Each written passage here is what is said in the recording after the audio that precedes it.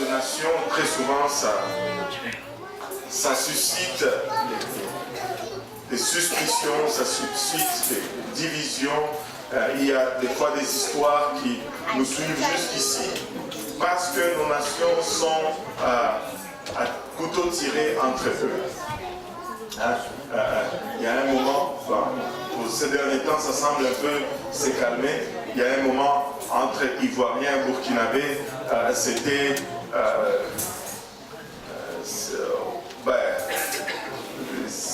pas l'amour. Il y a un moment, je me rappelle, on était encore très jeunes dans l'église. L'église était jeune, on était à Saint-Laurent.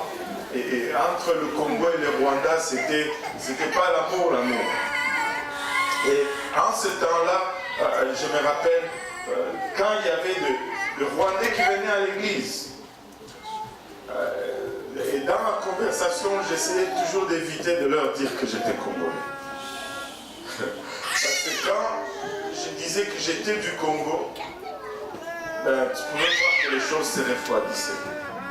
Mais j'avais un échappatoire.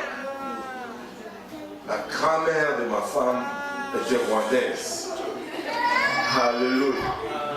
Et quand je leur disais, je suis du Congo, mais ma femme s'appelle Zaba Mwita. Et quand ils entendaient ce nom, et sa grand-mère vient du Rwanda. Donc j'ai épousé une Rwandaise à 25%, si on peut me l'accorder. Mais dans le royaume, les nationalités tombent. Bien sûr, on sera toujours de l'origine d'où on vient. Et quand on vient à Jésus-Christ, on n'est plus congolais, on n'est plus camerounais, on n'est plus ivoirien, on n'est plus haïtien, on n'est plus, je ne sais pas, jamaïcain, on est jérusalémien. On est un seul peuple, une seule nation.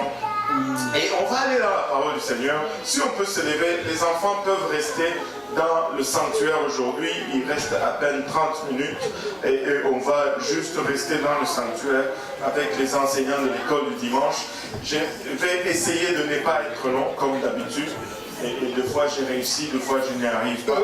Mais je pense qu'aujourd'hui on devrait y arriver. Apocalypse chapitre 7 à partir du verset 9.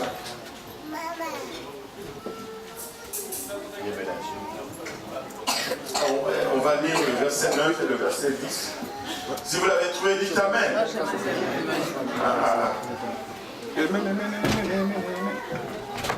La Bible nous dit ceci. Après cela, est-ce qu'on peut le lire tous ensemble? On peut le lire tous ensemble à haute voix. Après cela, je regardais, et voici, il y avait une grande foule que personne ne pouvait compter, de toutes nations, de toutes tribus, de tout peuple et de toute langue. Ils se tenaient devant le trône et devant l'agneau, revêtus des robes blanches et des palmes dans leurs mains. Et ils criaient d'une voix forte en disant, le salut est à notre Dieu qui est assis sur le trône et à l'agneau. Ils étaient de toute nation, de toute tribu, de tout peuple, de toute langue. Alléluia. Prions tous ensemble. Seigneur, nous te remercions encore une fois pour ton amour, ta bonté, ta fidélité. Te remercions, Éternel, pour le privilège que nous avons de venir, Papa, de quatre coins du monde, de différentes nations, Seigneur, mais réunis dans ta présence comme un seul peuple, parlant une seule même langue, Papa, la langue des anges, Seigneur Jésus-Christ.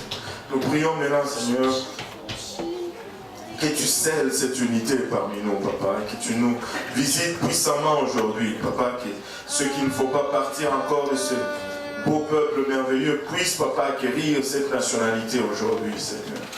Père éternel, Ilabachata, bénis-nous pour le restant de ce service, Papa. Oigne-nous, afin que cette parole, Papa, puisse être transmise sans crainte, ni faveur, ni hésitation. Seigneur, Papa, qu'elle germe, Papa, et qu'elle nous conduise, Papa, dans cette nouvelle nation, Seigneur, tous ensemble. Papa, alors que nous te remettons les prochains moments qui vont suivre entre tes saints bras. Nous te prions ici dans le nom de Jésus. Nous disons tous au nom de Jésus. Au nom de Jésus. Nous disons tous au nom de Jésus. Au nom de Jésus. Battons nos mains pour le Seigneur.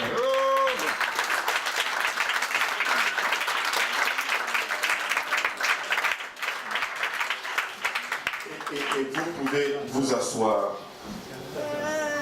Le livre d'Apocalypse nous décrit la fin des temps ou les événements qui vont se produire à la fin. Quand nous lisons la Bible, à partir de Genèse, nous voyons comment Dieu a créé le monde, comment Dieu a créé l'homme et comment l'humanité est tombée dans le péché par la suite. Et quand nous voyons comment Dieu a commencé à préparer son œuvre de rédemption pour racheter l'homme de son état de péché, des fois nous avons des questions parce que nous ne comprenons pas tout à fait ce que Dieu est en train de faire. Et de voir, surtout, de voir à la fin qu'il y a maintenant toutes les nations, toutes les tribus, toutes les langues réunies devant le trône. Et en passant, cet événement, ne vous laissez pas tromper. Cet événement ne se produit pas sur la terre. Cet événement se produit dans le ciel. Amen. Amen. Ça se produit dans le ciel. Nous sommes devant le trône. Si nous avons persévéré, c'est pourquoi ça c'est une des indications qui me dit que l'Église va être enlevée avant la tribulation, non pas au milieu ni après. Ça va être avant la tribulation parce que Dieu ne nous réserve pas pour sa colère. Dieu nous préserve de sa colère. Mais non, ça c'est un autre enseignement pour un autre jour. Mais ils sont devant le trône de l'agneau, de toute tribu, de toute nation, de toute langue, de tout peuple, et ils sont en train d'adorer le Seigneur. Vous savez, ça c'est une chose que nous disons toujours, ça, quand nous venons ici, c'est juste une pratique, c'est juste un entraînement de ce que nous allons faire dans l'éternité. Si tu ne supportes pas le bruit ici, tu vas avoir beaucoup de problèmes là-bas. Parce que ça va être fois 1000, fois 10 000, on sera bien plus nombreux que ça. Et on va crier avec des corps glorifiés. J'espère qu'on aura aussi des tympans glorifiés, parce que nos voix vont être glorifiées. On va crier avec de voix glorifiées. On va adorer le Seigneur. On va être infatigable, inépuisable, mais on va continuellement adorer le Seigneur. Ça sera un plaisir continu. Mais c'est difficile un peu de réaliser, mais comment est-ce qu'on va arriver là avec toutes les nations? Parce que si tu regardes l'œuvre rédemptrice de Dieu à travers la parole, des fois tu te questionnes où est la place de nation dans son travail. Bien sûr, quand nous arrivons à la fin, nous pouvons voir comment Dieu inclut les nations. Mais laissez-moi vous dire, en Dieu, il n'y a aucune ombre de variation. Il ne change pas, il était le même dès les commencements. Dès les commencements. Après que l'homme ait péché, avant même que l'homme ait péché, il avait déjà conçu le plan du salut pour l'homme. Avant que l'homme ne soit créé, Dieu avait déjà conçu le plan du salut pour cet homme. Amen. Amen. Les gens disent, mais pourquoi Dieu a-t-il mis l'arbre au milieu du jardin, cet arbre de la connaissance du bien et du mal? S'il n'avait tout simplement pas mis l'arbre là-dedans, ça allait être bon pour nous. Non, s'il n'avait pas mis l'arbre là-dedans, ça n'allait pas être bon pour nous. Parce que nous allions être des machines et non des humains qui réfléchissent. Nous n'allions pas avoir le choix, nous n'allions pas entrer dans une relation avec Dieu. Le fait qu'il ait mis cet arbre au milieu nous donne l'opportunité d'être qui nous sommes, des êtres qui réfléchissent et qui choisissent. Et tu vas servir Dieu par choix et non par obligation. Mais après que l'homme ait péché, le plan de rédemption était en marche. Nous pouvons le voir dans le premier sacrifice offert dans le jardin d'Éden, dans Genèse chapitre 3, je pense verset 21, Dieu fit des manteaux de peau ou de vêtements de peau à Adam et à sa femme. Et pour qu'il y ait des vêtements de peau, il fallait qu'il y ait un animal sacrifié. C'était le premier animal sacrifié pour le péché de l'homme. Et tu peux voir une révélation progressive. La Bible ne nous dit même pas, ne cite même pas l'animal là-dedans. On nous dit tout simplement qu'il y a eu des vêtements de peau ou de manteaux de peau faits pour l'homme, pour couvrir sa honte. Et le péché est une honte. Des fois, les gens disent, ça c'est pas un péché, c'est juste une honte. Mais le péché, c'est une honte. Amen. Le péché, c'est une honte. Amen. Amen. Et finalement, un peu plus tard, on va voir dans Caïn et Abel une plus grande révélation de ce qui va être dans le futur le plan de rédemption pour l'homme. La Bible nous dit Caïn a pris ses légumes ou les fruits de son travail. Il a offert à Dieu sur son autel. Et plutôt Abel a pris aussi le premier-né de son troupeau et il a offert à Dieu. Mais Dieu a refusé l'offrande de Caïn. Il a accepté l'offrande d'Abel. Laissez-moi vous dire, déjà là, il y a un signal fort que Dieu nous donne. Ça va être premièrement à sa façon, non à ma façon. Ça va être selon ce qu'il demande, non pas selon ce que moi je suis capable d'offrir. Dieu, on ne va pas servir Dieu par convenance. Des fois, on doit sortir de notre confort pour servir Dieu. Des fois, on doit aller au-delà de nos capacités pour être dans la volonté de Dieu. Mais ça va être comme lui, il a demandé. Les gens vont dire, mais Caïn était fermier. Tout ce qu'il avait, c'était des légumes. Mais Dieu ne voulait pas de légumes. Dieu mange la viande. Ça c'est juste une blague. Ça prenait du sang pour le sacrifice.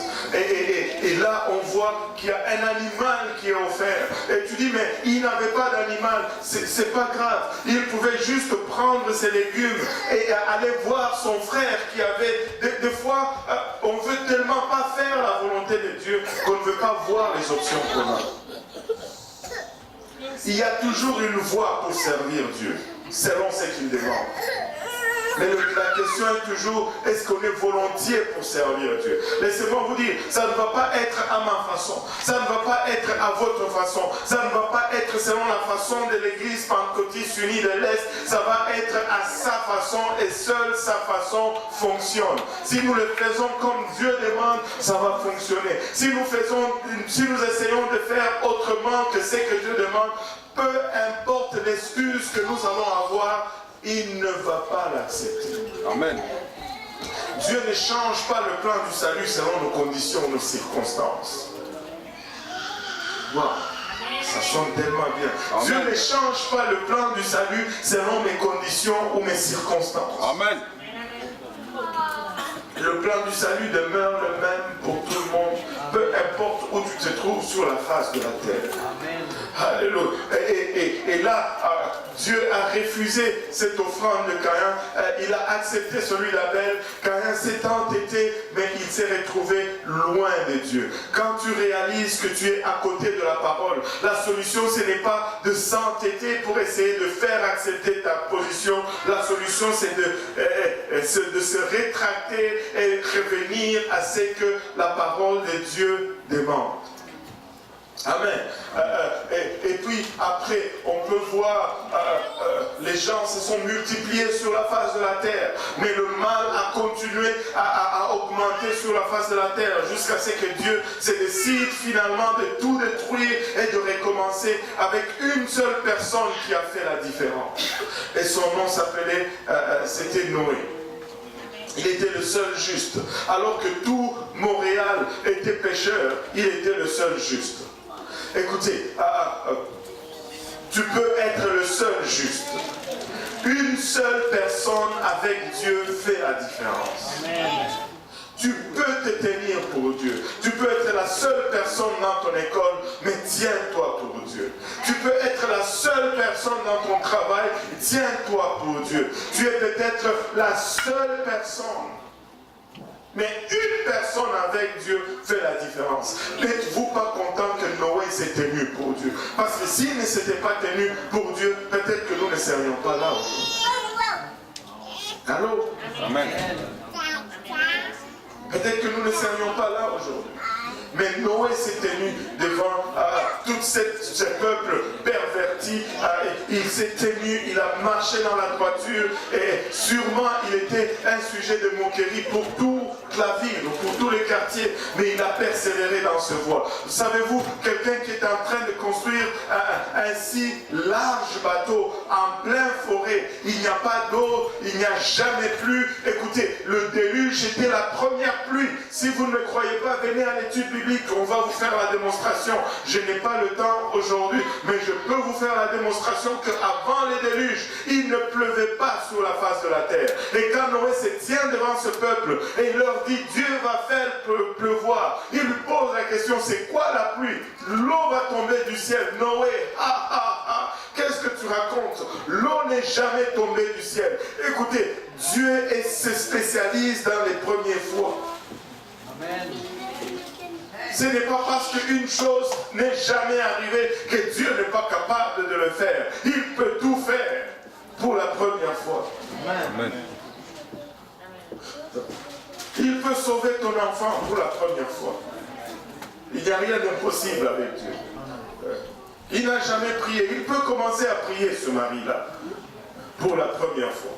Anyway, ça c'est juste une parenthèse en passant. Regardez.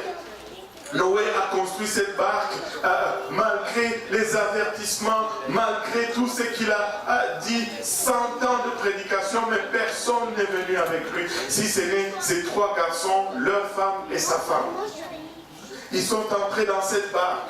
Et regardez, si vous lisez l'histoire, 7 jours ils étaient dans cette barque. 7 jours, Dieu a attendu. La porte de l'arche était ouverte. Pendant 7 jours, personne n'est entré. Seuls les animaux sont entrés. Vous savez, l'animal est moins intelligent que l'homme. Et dans le monde, des fois, on dit, quand tu commences à servir Dieu, on pense que tu n'es pas intelligent. On est intelligent. On a été à l'école. Alléluia. Mais Dieu, c'est Dieu. Alléluia. Et les animaux sont entrés. Les hommes ne sont pas entrés. 7 jours, Dieu a attendu. 7 jours durant lesquels Dieu a dit ceci. Vous savez ce que signifie la porte de l'arche ouverte? Même si vous n'avez pas aidé à construire, vous pouvez entrer gratuitement. Mais personne n'est entré. Et les gens disent non, dans l'ancien temps c'était la loi. Moi je vois la grâce avant même que la loi ne soit établie. Dieu ne change pas. C'était une expression de la grâce de Dieu. Ils pouvaient entrer gratuitement dans cette arche qu'ils n'ont pas aidé à construire et ainsi sauver leur vie, mais ils ont refusé. Mais vous savez quoi? À un moment donné, les portes de l'arche, la porte plutôt de l'arche s'est fermée et après ce moment-là c'était trop tard. Dieu a un temps déterminé pour nous. Alléluia. Il y a un temps où nous devons prendre cette décision. Et après, ça risque d'être trop tard. Après que la porte ait été fermée, la pluie a commencé à tomber et c'était un désastre pour le monde. C'était la détresse sur la face de la terre. Tu pouvais le voir angoissé par cet événement qu'ils observaient pour la première fois d'abord. Et il devait être troublé, il devait être perturbé. Et il se disait probablement que ce vieil homme n'était pas si fou comme on pensait qu'il était. Courons maintenant là où il est et entrons dans cette arche qu'il a construite. Mais quand ils sont arrivés là-bas, c'était trop tard. La porte était fermée. Ils ont frappé, Noé, ouvre-nous, Noé, ouvre-nous. Mais Noé ne pouvait pas ouvrir parce que la Bible nous dit que Noé n'a pas fermé la porte. C'est Dieu qui a fermé la porte. Il arrive un temps où cette église ne sera plus ici. Il arrive un temps où cette église aussi fermera ses portes. Pas sa porte physique, mais ses portes spirituelles. Tu pourras venir peut-être parce que tu as une clé. Tu ouvres la clé, tu entres, mais il n'y aura que des bancs parce que vraiment l'église sera déjà partie et ça sera trop tard. Aujourd'hui, c'est le jour du salut. Maintenant, c'est l'heure acceptable. Si tu entends sa voix, n'endurcis pas ton cœur. Et le plan du salut était en marche. Dieu a préservé Noé. Finalement, ils sont sortis de l'arche. Après 1 an et quelques jours, ils sont sortis de l'arche. La terre était différente. Et Dieu dit, on va recommencer maintenant avec cette famille. Une famille. Que tout le monde dise une famille. Une famille. Une seule famille. Il a commencé avec cette famille. Et cette famille s'est développée, s'est multipliée. Mais le péché est encore revenu. Parce que la nature de l'homme était déjà corrompue. Le péché est encore revenu. Et là, le peuple s'est multiplié. Et là, on observe une chose. Ils ont commencé à aller encore davantage dans le péché, au point même où ils ont oublié la nature de Dieu. Ils ont commencé à adorer la lune, les étoiles et toutes ces créatures. Ils ont commencé... Ils sont revenus à l'idolâtrie qui était là avant le temps de Noé. Et encore une fois, la terre était corrompue.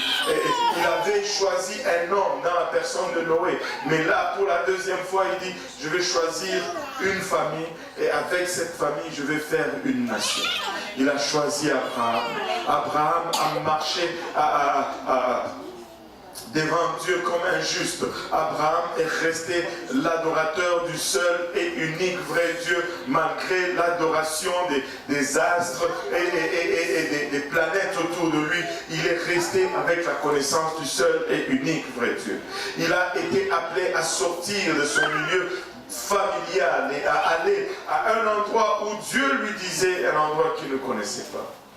Il est parti et d'une génération à une autre, Abraham est devenu ce qu'on appelle finalement la nation d'Israël ou le peuple élu. Et d'où vient cette question qui m'a hanté pendant longtemps, qui m'a suivi pendant longtemps. Et la question commençait avec un constat. Mais le problème, c'est que le constat était faux au départ. Dieu n'est pas juste. Pourquoi il a choisi Israël, il n'a pas choisi le Congo? Est-ce qu'il y a quelqu'un qui s'est déjà posé cette question? Alléluia. Gloire au nom de Jésus. Merci pour votre honnêteté. Dieu n'est pas juste. Pourquoi est-ce qu'il a choisi Israël, il n'a pas choisi le Burkina Faso? Ça pouvait être le peuple du Burkina Faso, pays des hommes intègres, qui était le peuple élu de Dieu. Pourquoi pas mon peuple? Et pourquoi seulement eux? C'est du favoritisme. Tout ce temps, Dieu nous a mis dehors. Tout ce temps, nous n'avons pas été dans son plan. Tout ce temps, nous avons été négligés. Il a travaillé seulement avec Israël. Il a béni Israël. Il a choisi Israël. Il a favorisé Israël. Ce n'est pas juste. Et ce sentiment m'a animé pendant longtemps, jusqu'à ce que je commence à vraiment faire attention, porter attention à la parole de Dieu. Vous savez, Dieu est toujours un Dieu juste. Qui a déjà entendu cette expression save the best for last? Gardez le meilleur pour la fin. Dieu a gardé le meilleur pour la fin. Il a gardé le meilleur pour la fin. Mais Dieu n'a jamais été injuste parce que l'injustice ne fait pas partir de sa nature. Sa nature dicte elle-même la justice. Mais on peut déjà aller dans l'Ancien Testament. Lisez un peu avec moi ceci, Ésaïe 56. Ainsi parle l'Éternel. dit, ainsi nous dit Dieu. Observez ce qui est droit et pratiquez ce qui est juste, car mon salut ne tardera pas à venir et ma justice à se manifester. Dieu est juste, il a une justice et sa justice va se manifester. Malgré le dire et les faits de l'homme, la justice de Dieu va se manifester. Regardez, il dit, heureux l'homme qui fait cela. Est-ce que tu fais cela? Est-ce que tu observes ce qui est droit? Est-ce que tu pratiques ce qui est juste?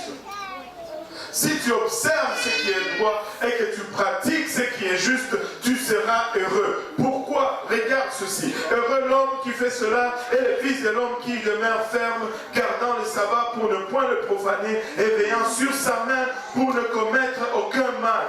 Et écoutez le verset 3. Que l'étranger qui s'attache à l'Éternel ne dise pas l'Éternel me séparera de son peuple. Et que les niques ne disent pas voici je suis un arbre sec. Car ainsi parle l'Éternel aux eunuques qui garderont mes sabbats, qui choisiront ce qui m'est agréable et qui persévéreront dans mon alliance.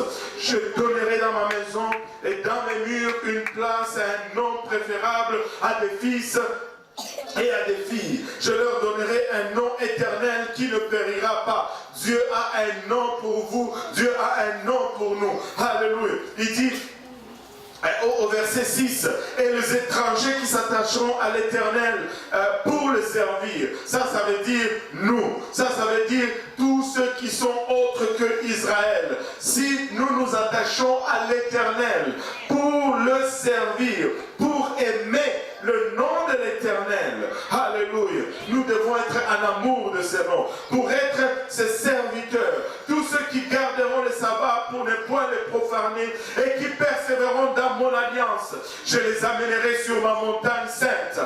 Il nous amènera sur sa montagne sainte. Nous qui sommes étrangers à son peuple, je le réjouirai dans ma maison de prière. Leur holocauste et leurs sacrifices seront agréés sur mon autel, car ma maison sera appelée une maison de prière pour tous les peuples.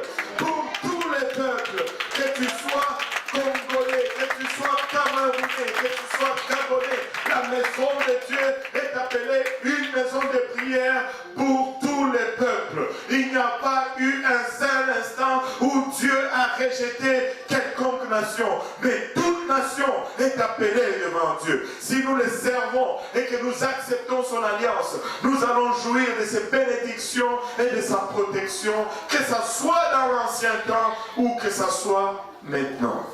Amen. Dieu nous aime. Dieu nous aime. Dieu nous aime. Dieu t'aime. Dieu est intéressé dans ton âme, peu importe ton origine, dès l'ancien des âges, de l'ancien de temps, il te connaissait, il l'avait déjà prévu, il savait que tu allais l'aimer, il savait que tu n'étais pas israélite, mais il te dit, si tu m'aimes et que tu t'attaches à moi et que tu me sers, il y aura une place dans ma maison pour toi. Amen. Pour un temps, il a utilisé Israël pour porter l'alliance. Écoutez, Israël a eu la faveur qu'il a eue parce qu'ils ont eu à faire ce qu'ils ont dû faire. Laissez-moi vous dire, la nature de l'homme ne change pas. Avez-vous toujours remarqué ceci? Ça ne change pas. Oh, papa, pourquoi tu donnes toujours plus à lui et tu ne me donnes pas à moi? Hein? Allô? Amen. C'est tout le temps pareil. Des fois, on ne regarde pas quand on donne les responsabilités. Mais quand on donne les bénédictions, c'est là où on va toujours argumenter. Si c'est les responsabilités, oh, on donne à l'autre, c'est bon. Mais quand c'est les bénédictions, là, Israël a été élu de la part de Dieu, mais Israël a été rejeté par toutes les nations. Personne ne désire le rejet qu'ils ont subi. Personne ne désire les tortures, la persécution qu'ils ont subie. Ils ont été chassés de partout. Jusqu'au qu'aujourd'hui ils sont haïs de partout. Ça, on ne regarde pas ça. Écoutez, quand Dieu pose son regard sur toi, il y en a un autre qui pose aussi son regard sur toi.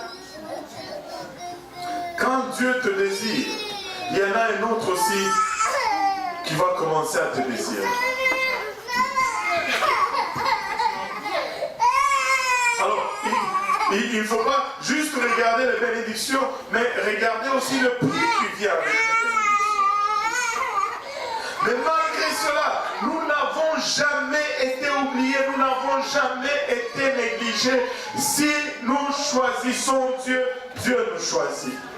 Amen. Jusqu'à ce que Israël est arrivé à une place où tout ce qui était ombre, tout ce brebis, et encore une fois je reviens à cette révélation progressive, c'était par le sang, c'était la peau, et puis après c'était un animal, après c'était un agneau, on connaissait maintenant le type de l'animal, et jusqu'à ce que finalement on pointe à la chose réelle. Toutes ces choses étaient juste des étapes pour nous conduire à la chose réelle. Lorsque Jésus finalement marchait sur les plages du Jourdain, Jean-Baptiste pointe vers lui et déclare: voici l'agneau de Dieu qui ôte le péché du monde. Ce n'est plus le péché d'Israël, c'est le péché du monde. Ce n'est plus question d'une seule nation, mais c'est la terre entière. Si ta nation se trouve sur ce monde, alléluia, tu es inclus dans cette alliance. Alléluia. Écoute, j'ai laissé tomber d'autres preuves. Quand Abraham sortait, la Bible lui fait une promesse. Il lui dit: de toi seront bénies toutes les nations de la terre. Amen. Dieu est intéressé par nous tous. Nous n'avons jamais été défavorisés, mais Dieu nous cachait seulement pour la fin. Dieu nous gardait pour la fin. Lorsque le Seigneur est venu, il a fait la mission qu'il était appelé à faire, mais les Juifs l'ont rejeté. Non, ce n'est pas lui le Messie, parce que nous sommes encore sous la domination romaine, etc., etc. Bon, on va garder la raison pour eux, mais est-il qu'ils l'ont rejeté? Mais parce qu'ils l'ont rejeté, Dieu a dit: c'est maintenant le moment. Je vais sortir mon meilleur. Ce qui était caché va venir maintenant sur scène. Vous avez porté l'alliance, les Juifs, pour un moment. Maintenant, je me tourne vers les nations. Maintenant, vous les nations, vous allez porter l'alliance. Vous les nations, vous allez être ceux qui vont porter mon nom. Et naît alors la chose la plus précieuse que Dieu ait fait, qu'on appelle l'Église. Je vais juste raccourcir le temps, mais allons lire Romains 15 un peu. Ça m'a beaucoup travaillé hier durant la prière. Romains 15, on peut le lire à partir du verset 18, plutôt du verset 8. Il dit: je dis en effet que Christ a été serviteur de circoncis pour prouver la véracité de Dieu en confirmant les promesses faites au Père. Dieu a fait des promesses au Père. Quand il dit au Père ici, il parle de toute la lignée juive jusqu'à Abraham. Dieu avait fait des promesses. Et la Bible nous dit, Paul nous dit que Christ a été serviteur de circoncis pour prouver la véracité de Dieu en confirmant les promesses faites au Père. Tandis que le païen glorifie Dieu à cause de sa miséricorde. Oh! Amen. Waouh!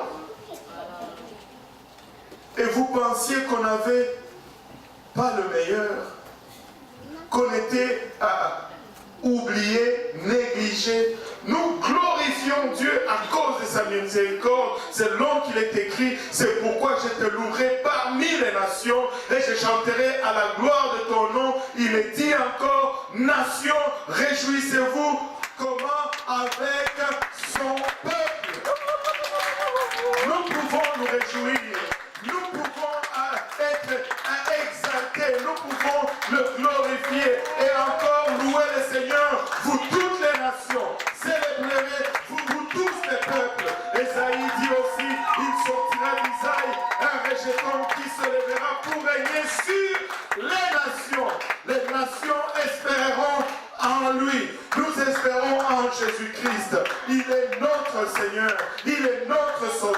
Et il nous a réservé pour un temps comme celui-ci. Paul le dit encore un peu plus loin. Il le dit que si le prince de ce monde connaissait ceci, il n'allait pas crucifier le Seigneur de gloire. Avoir su, vous savez, nous étions cachés pendant tous ces temps. Nous étions cachés pendant tout ce temps. Les prophètes ont voulu savoir, les prophètes ont voulu sonder le temps qui était marqué par l'Esprit de Christ. Mais il leur a été dit, ce n'est pas pour vous que ces choses ont été préparées. Écoute, la Bible nous dit, l'oreille n'a point entendu, l'œil n'a point vu les choses qui sont montées au cœur de Dieu et qui ont été réservées pour ses enfants. Écoutez, nous sommes une race à part. Dieu nous a réservé le meilleur. Ceux-là, dans l'ancien temps, étaient appelés serviteurs, mais nous sommes appelés fils dans la maison. Il venait vers lui avec des sangs de brebis, avec des sangs de boucs. Nous venons vers lui à travers son propre sang, un sang frais à jamais, un sang qui ne se coagule point. Ils avaient une couverture de péché, une rémission de péché pour un an à chaque fois. Mais nous avons un lavage de péché. Nous avons nos péchés ôtés. Voici l'agneau de Dieu, non qui couvre le péché du monde, mais qui ôte le péché du monde. Qui ôte le péché du monde. Alléluia. Notre problème, c'est que nous ne prenons jamais le temps d'apprécier ce que nous avons. Nous prenons toujours le temps de comparer ce que l'autre a par rapport à ce que j'ai. Non! Apprécie ce que nous avons. Nous avons la meilleure portion. Nous avons la meilleure part. Nous n'avons pas l'ombre et l'image. Nous avons le réel. Alléluia. Nous avons le réel. Et depuis la crucifixion de Christ, alléluia, sa résurrection et son ascension au ciel et le versement du Saint-Esprit est née la chose la plus précieuse, la plus puissante, alléluia, que Dieu ait conçue, et c'est l'Église. Et l'Église réunit toutes les nations. On appelle le temps dans lequel nous sommes, la Bible l'appelle le temps des nations. Nous sommes dans le temps des nations. Dans le temps des nations, le nom qui est au-dessus de tout autre nom nous a été révélé. Dans le temps des nations, le nom qui porte toute puissance nous a été révélé. Écoutez, quand David s'est approché, il y en a qui disent, je voudrais être David. Non, tu dois juste vouloir être toi. Amen. Et réaliser ce que tu as. Tu n'as pas envié David. David ne connaissait pas le nom de Jésus. Et juste avec une référence, oh Seigneur, aide-nous. David ne connaissait pas le nom, mais il a fait juste référence au nom. Tu viens contre moi avec la lance, tu viens contre moi avec l'épée, mais je viens contre toi au nom de l'Éternel. Écoute, il ne connaissait même pas le nom. Il a juste fait référence au nom et le géant est tombé. Et combien d'avantages nous pouvons citer le nom. David n'a pas cité le nom. Il s'est référé au nom. Mais nous connaissons le nom. Nous pouvons aller au nom de Jésus-Christ. Amen. Le nom de Jésus-Christ, c'est le nom le plus puissant qui n'ait jamais existé. Vous savez,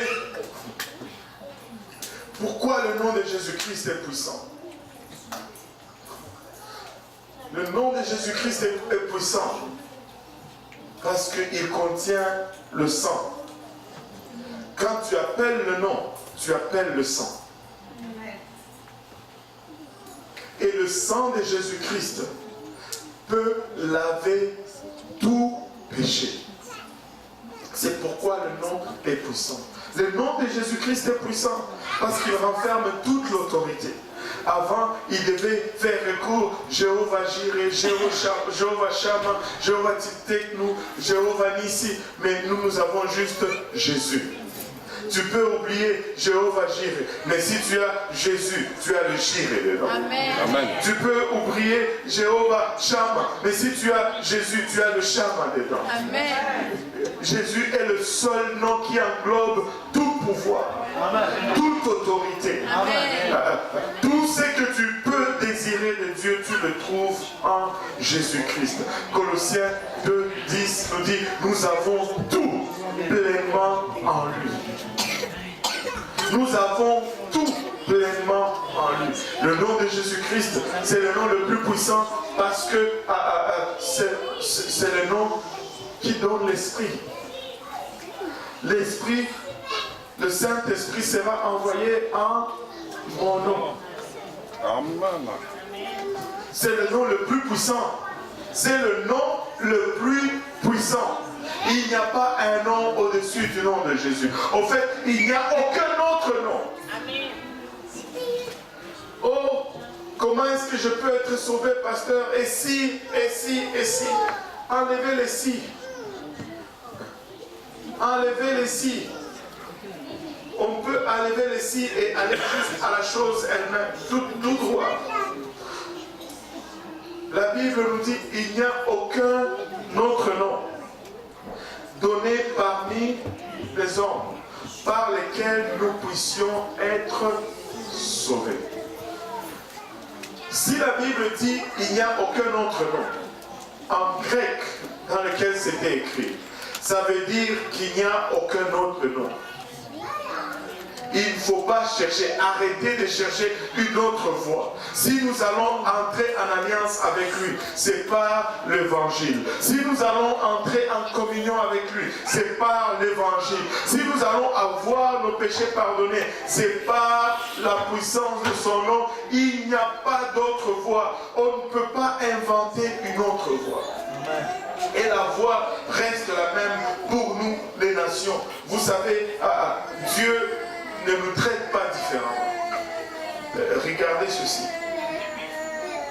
Après qu'il ait mis l'église en marche, et je vais conclure avec ceci, il dit ceci. Pierre, c'est toi qui vas ouvrir. Je te donne les clés. Pierre dit ok. Et dans la parole de Dieu, il y a toujours cette division. Il va d'abord chez les Juifs. Qu'est-ce qu'il prêche chez les Juifs? Répentez-vous et que chacun de vous soit baptisé au nom de Jésus-Christ pour le pardon de vos péchés et vous recevrez le don du Saint-Esprit. Il va chez les Samaritains. Les Samaritains c'était de moitié juifs, moitié non-juifs. Qu'est-ce qu'il leur dit? Il ne change pas. Il leur dit répentez-vous et que chacun de vous soit baptisé au nom de Jésus-Christ pour le pardon de vos péchés et vous recevrez le don du Saint-Esprit. Après, il va finalement chez les païens, ou les gentils, on va dire les gentils. C'est les païens, ça sonne un peu péjoratif. Hein? Voilà. On va dire les gentils. Il va chez les gentils. Qu'est-ce qu'il leur dit? Répentez-vous et que chacun de vous soit baptisé au nom de Jésus-Christ pour le pardon de vos péchés et vous recevrez le don du Saint-Esprit.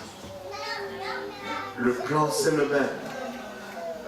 Que ce soit les nations, que ce soit les Juifs, et peu importe les dispensations, le plan c'est le même. Dans l'ancienne alliance, si un gentil apportait son holocauste et qu'il y ait alliance avec lui, l'Éternel disait qu'il y avait une place dans sa maison, car sa maison était appelée la maison de prière pour tous les peuples. Aujourd'hui, ce n'est même pas nous qui devons dire cela. Nous devons dire, si un juif aujourd'hui venait et se repentait et qu'il se faisait baptiser au nom de Jésus-Christ et qu'il recevait le don du Saint-Esprit, il y a une place pour lui dans sa maison, car sa maison est appelée une maison de prière pour tous les peuples. Aujourd'hui, si vous êtes là, peu importe votre nationalité, le plan du salut reste le même. Le jour de la Pentecôte, la Bible nous dit, ils étaient à Jérusalem. On va regarder ceci, je pense, c'est Actes, chapitre 2, verset 16, si je ne m'abuse. Aidez-moi un peu en arrière. On va aller vers le verset 5. Verset 5.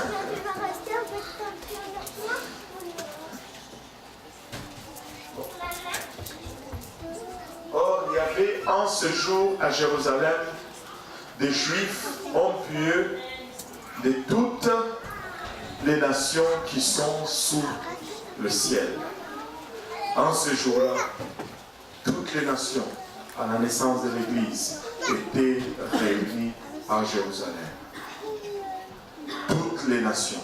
Et peu importe ton origine, peu importe ta croyance aujourd'hui, si tu veux entrer dans l'arche, il y a une seule porte. Et si tu veux entrer dans l'église, il y a une seule porte pour y entrer. Si tu veux rétablir ta relation avec Dieu, il y a une seule façon de le faire. La première chose, c'est la repentance. Tu dois te repentir.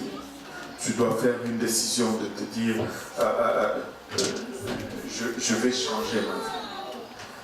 J'ai marché dans une direction, mais j'avais changé de direction aujourd'hui.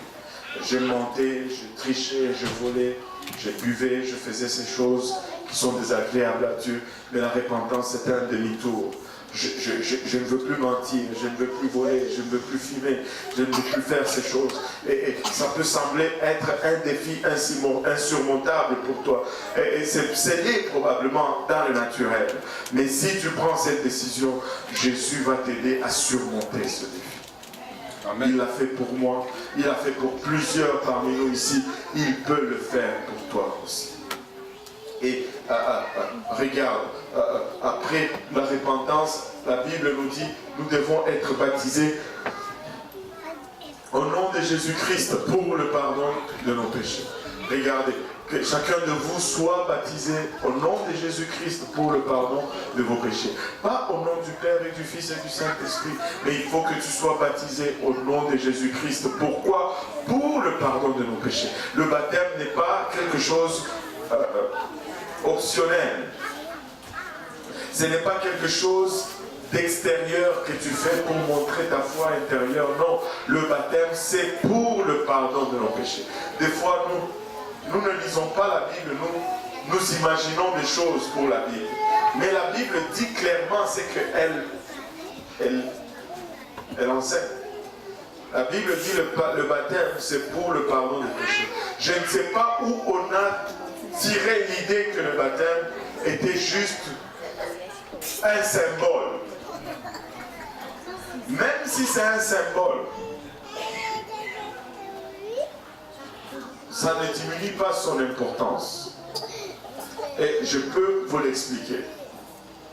Vous savez, je ne sais pas s'ils sont assez rapides là à l'arrière.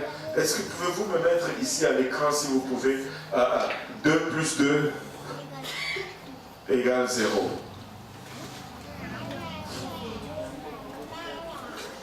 Si vous pouvez le faire, 2 plus 2 égale 0. Juste un simple calcul de l'école primaire. Là, hein. 2 plus 2 égale 0. Ah, je les ai surpris avec cela. Donc là, ils sont en train de transpirer pour trouver une solution. 2 plus 2 égale 0. Ça abuse. J'ai vu la main qui s'est levée pour dire moi monsieur, moi monsieur, moi monsieur. Ça, c'était l'école primaire quand on était chez nous. Moi monsieur, moi monsieur, moi monsieur, moi monsieur. Je connais la réponse. 2 plus 2 égale 0. Voilà, waouh. Maintenant, 2 plus 2 égale 0. 2 plus 2 égale 0. Vrai ou faux? Pourquoi? 2 plus 2 n'est pas égal 4. Mais pourquoi 2 plus 2 n'est pas égal 4? C'est quoi le problème ici? Il y a un symbole, le symbole d'addition. Si je ne respecte pas le symbole, l'opération est fausse. Les gens disent, le baptême c'est un symbole. Mais si tu ne respectes pas le symbole, l'opération est fausse.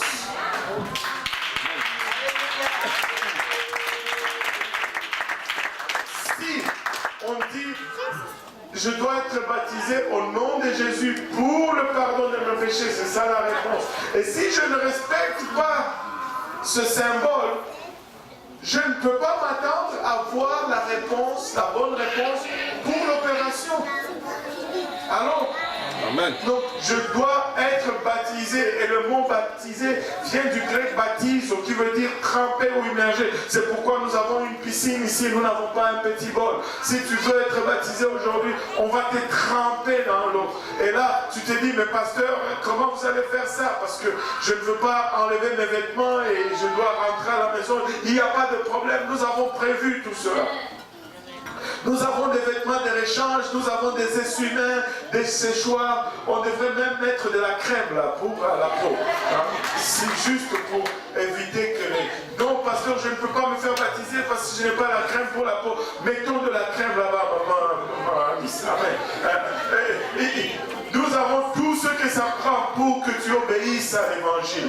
Dieu fait tout pour que tu obéisses à l'évangile. Il nous a mis là pour que tu obéisses. Et nous avons l'eau, baptême veut dire baptizo, qui veut dire tremper, ou plonger, ou immerger. C'est ça un des symboles. L'autre symbole, c'est que tu dois être baptisé au nom de Jésus pour le pardon de tes péchés. Si le nom n'est pas là, le pardon n'est pas là. Parce que c'est le nom qui enlève le péché. Acte 10, 43 nous dit que tous les prophètes rendent de lui ces témoignages, que quiconque croit en lui reçoit comment? Par son... Comment? Par son... Je ne l'invente pas, vous allez le lire. Quiconque croit à lui reçoit par... Quelque part par ici. Quiconque croit en lui, quiconque croit en lui reçoit par son nom le pardon des péchés. Oh, c'est par là, il faut ça. Par son nom le pardon des péchés. Le pardon nous est accordé par son nom. Si on n'a pas le nom, on n'a pas le pardon. Je ne peux pas, il y en a qui, je ne sais pas pourquoi on n'aime pas le nom de Jésus-Christ. Il y en a qui, j'étais dans un funérail hier. Et là, le monsieur qui parlait, il a dit ceci. Je vais vous répéter ce qu'il a dit.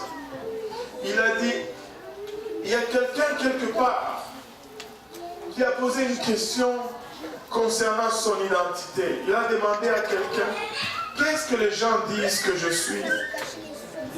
Et puis, l'autre, il a répondu que tu es tel, tu es tel. Et puis, il lui a posé encore cette question, mais toi, qu'est-ce que tu dis que je suis? Et il lui a dit ce qu'il était. Incapable de prononcer le nom de Jésus-Christ. Moi, j'aime ce nom. C'est le nom de mon salut. C'est le nom de ma protection. C'est le nom de ma provision. C'est le nom de mon avenir, de mon futur, de mon éternité. Jésus. Je bénis le nom de Jésus. Je lève le nom de Jésus. Je magnifie le nom de Jésus. Je n'ai pas honte du nom de Jésus. Je suis à gauche, je suis à droite, je suis à l'avant, je suis en arrière, je suis en bas, je suis en haut. Tout Jésus. Tout Jésus. Alléluia. Et il est mort pour moi. Je ne peux pas avoir honte de lui. Il a donné sa vie pour moi. Il a donné sa vie pour toi. Pourquoi ne pas embrasser son nom? Alléluia. Et là, écoutez, ça m'a un peu égaré. Je vais revenir. Tu dois revêtir le nom parce que le nom enlève le péché. S'il n'y a pas de nom, nos péchés sont là encore. Et après avoir été baptisé au nom de Jésus-Christ, je vais recevoir le don du Saint-Esprit. Et cela vient avec l'évidence de parler en langue. Aussi étrange que cela peut paraître, il y a des explications bibliques pour cela. Quand tu reçois le Saint-Esprit, tu parles en d'autres langues. Et parler en langue, ce n'est pas Ce n'est pas une mauvaise maladie. Ce n'est pas un crime. Parler en langue, c'est la puissance même de la résurrection. Tu sais que le parler en langue, c'est le témoignage, c'est le seul symbole ou le seul témoignage que l'Esprit de Dieu est entré en moi. N'eût été le parler en langue, les païens n'allaient pas être acceptés dans l'Église. Pierre, ce qu'il a convaincu, c'est lorsqu'il les a entendus parler en langue. Il dit, quand on les questionne, il dit, pourquoi tu as baptisé les païens? Il dit, comment pouvais-je refuser l'eau du baptême à ceux qui ont reçu le Saint-Esprit comme nous?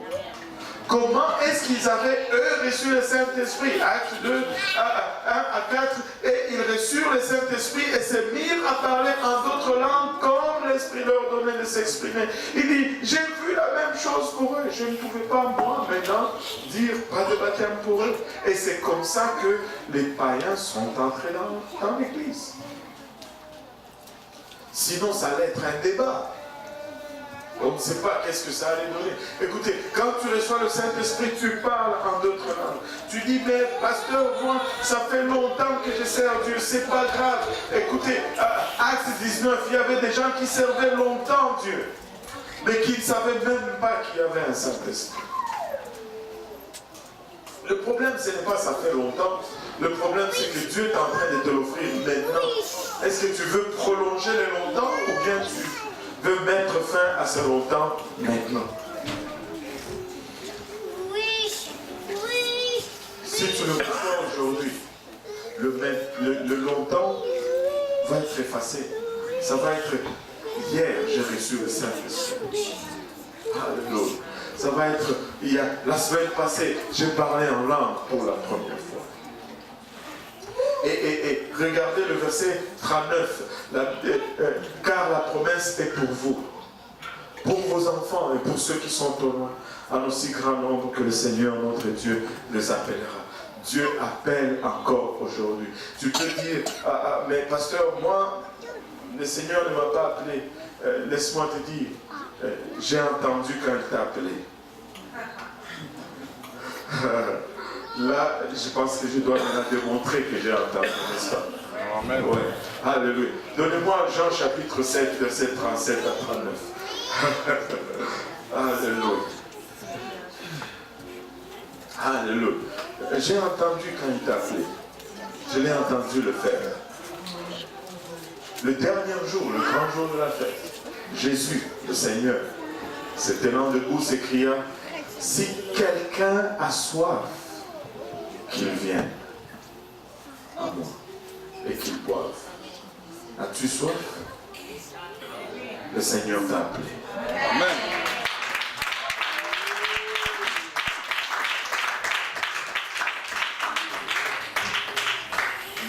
Celui qui croit en moi, est-ce que tu crois en lui? Alors, le Seigneur t'a appelé. Il t'a appelé. En nous levant tous ensemble. De fleuves d'eau vive couleront de son sein, comme dit l'Écriture. Regardez, il y en a qui disent, mais moi j'ai cru, mais moi je ne peux pas parler en langue. Moi je dis, non, regardez, celui qui croit en moi, reviens encore un peu, celui qui croit en moi, de fleuves d'eau vive couleront de son sein, comme dit l'Écriture. Regardez, le verset 39 maintenant. Il dit cela de l'Esprit que devaient recevoir ceux qui croiraient en lui, car l'Esprit n'était pas encore, parce que Jésus n'avait pas encore été glorifié. Si tu crois en lui, tu es un candidat pour recevoir le Saint-Esprit. Ce n'est pas si tu es riche, si tu es pauvre, si tu le sers pendant longtemps ou pendant très peu de temps. Si tu crois en lui, tu es un candidat. Alléluia. Pouvons-nous nous rassembler maintenant à l'avant et on va prier le Seigneur. Les hommes à ma gauche, les dames à ma droite, en ce dimanche des nations. Si nous pouvons nous rassembler comme un seul peuple, une seule nation, tous ensemble. Alléluia. Les hommes à ma gauche, les dames à ma droite. Et nous allons aller vers le Seigneur. Nous allons élever nos voix et nous allons lui parler. Amen.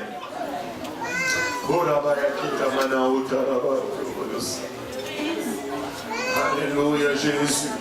Et si vous êtes là et que vous n'avez pas encore reçu le Saint-Esprit avec l'évidence de parler en langue, le Seigneur est là, sa présence est dans ces lieux. Alléluia. Et il est prêt à nous remplir. Alléluia.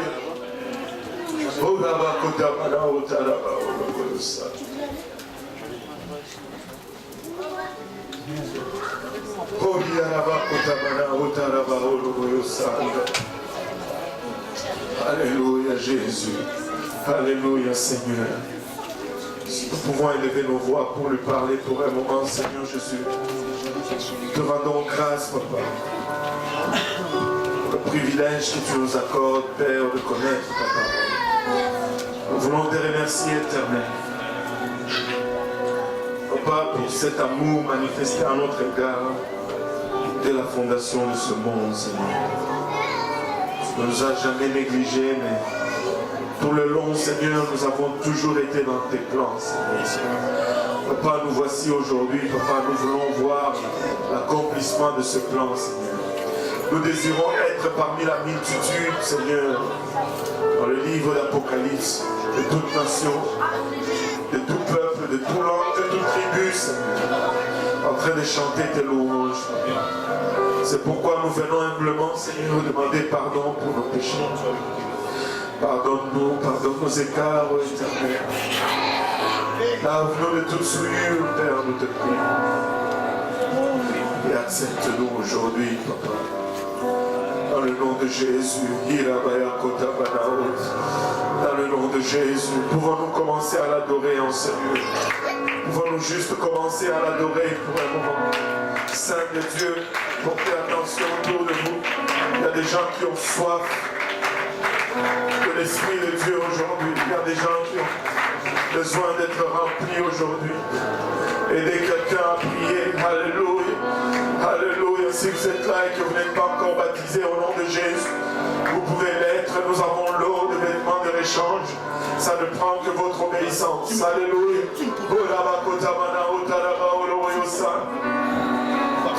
Alléluia. Tenons-nous dans la brèche, Église. Élevons notre voix, Église. Alléluia, Seigneur Jésus. Alléluia, Éternel. Il est digne de tout honneur, il est digne de toute louange. Il est là pour remplir, il est là pour rencontrer au lieu de nos besoins aujourd'hui.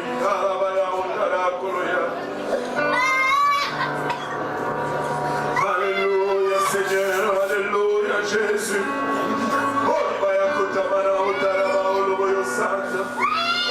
Alléluia, Seigneur, alléluia, Jésus.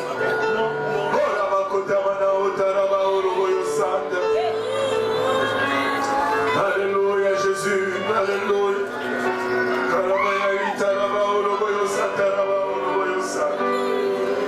Je crois qu'il y a déjà une personne qui vient pour revêtir le nom du Seigneur Jésus dans les eaux du baptême. Alléluia. Si vous êtes là et que vous entendez sa voix, n'endurcissez pas vos cœurs aujourd'hui.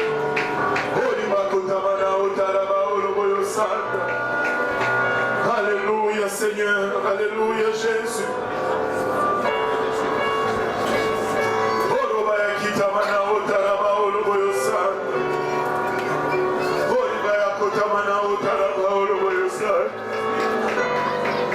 Alléluia Seigneur, alléluia Jésus.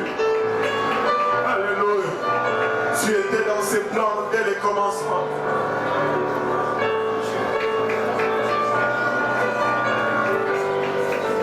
Tu étais dans ses plans dès les commencements. Il t'aime aujourd'hui. Alléluia. Et il désire te remplir de son esprit.